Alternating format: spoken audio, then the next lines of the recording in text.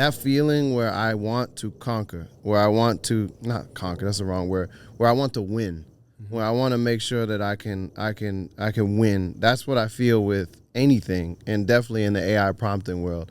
I don't want to let my lack of communication defeat me.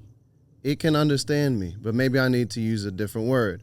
Maybe an emboss or a deboss is too complex. Maybe this system engine was made where, it was made in China. It's probably translating to the Chinese characters that it was created on. Let me use which don't have a direct. Let me use rise up or submerge or emerge or escape from the base texture. There's different ways to explain it. Are you like that? I mean, that's screenwriting though also, right? Yeah. It is about explaining to somebody the subtleties, the difference in he stood or I know. That's why you're good at this. He left his chair. Yes. Now, when you say he left his chair, yeah. in a few amount of words, you're seeing that he's resigned to leaving. He does not want to leave the safety. All that is answered in that. Yep. He stood doesn't say that. Yes. That's beautiful. I know. And that's why I think people that are great at English, people that are great at math, or both, we all do well in this sphere. Mm-hmm. That's what I like. But it comes down to communication. I need to be able to communicate an idea in multiple ways to this thing, this entity that I don't even know, I don't even understand all the way, and make it do something. Just putting a subject heading on it, again, this sphere is what? What is this space?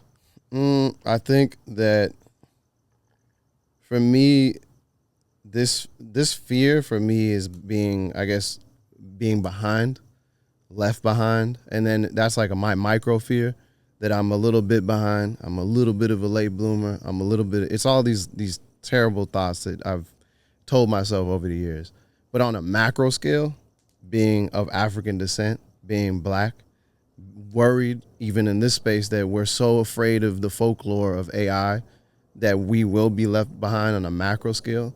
So I'm like, I don't want us to be left behind. So I'm taking the bull by its horn. I'm learning everything I can about it.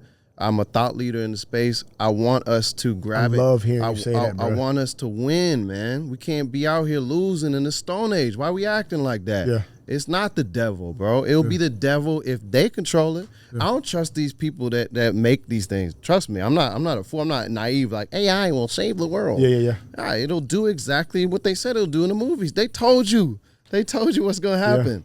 Yeah. We need to control the myth. Until we control film and until we control the tech sector, or at least have a high enough stake where we matter, where people are racing against us, and it's not just Chinese and the U.S. racing against each other, but us, people of African descent, until we have that, we will be left behind. So that's my fear, man. Macro, micro, seeing my father, who was, as you know, computer scientist, engineer, his mind was ahead, but he wasn't funded in the way that some of these other people were funded in the late 70s and 80s. And if he was, we'd be in a whole different world.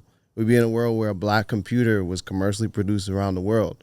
But we're not there. So my fear, it's literally generational, but it's also just, a little shy boy trying to make it in a private school. Yeah, I like that. You answered both questions because I was cool, we're done? Yeah, we're done. Yeah. All right, cool, man. I was saying, and that's just me not saying it clearly, I was saying sphere, meaning just define this space. Oh, sphere. But you define the fear, because I was actually about to prompt to the idea that so many of us are afraid of this space. And before we even define what this space is, which in many ways helps us understand the possibilities, it keeps us from even being open to any of it. Yeah, I know. And so we're just like, so many people, like if you think about the same thing happened with, actually I'm not going to mention other things because some of those things didn't add up correctly, but AI is a response to in a category that people are putting everything underneath right now. Right? And a lot of them are our people. We talked about this recently, right? Like it isn't like the 70-year-olds that are afraid of that were afraid of color TV at one point and flat screens, right? It is our people like, no, I don't mess with the AI stuff. You have been for a long time.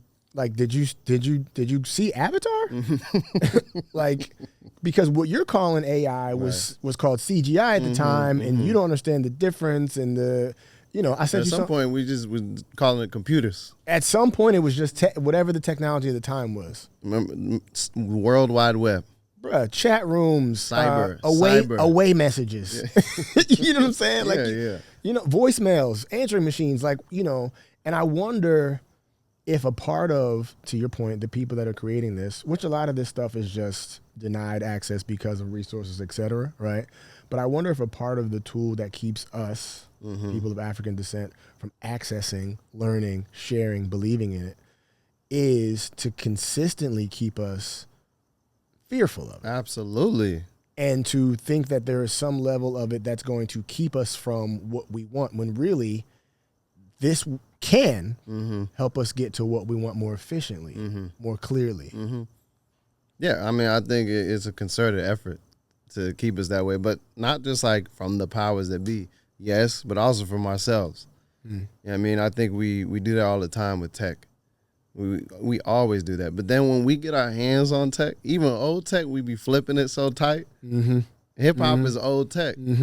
You know what I mean? Just flipping vinyls, boom. For me, it was a E-machine or a Dell computer, bro, from Best Buy, bro. Yeah. Man, it was so cheap, bro, but you flip that. So, yeah, man.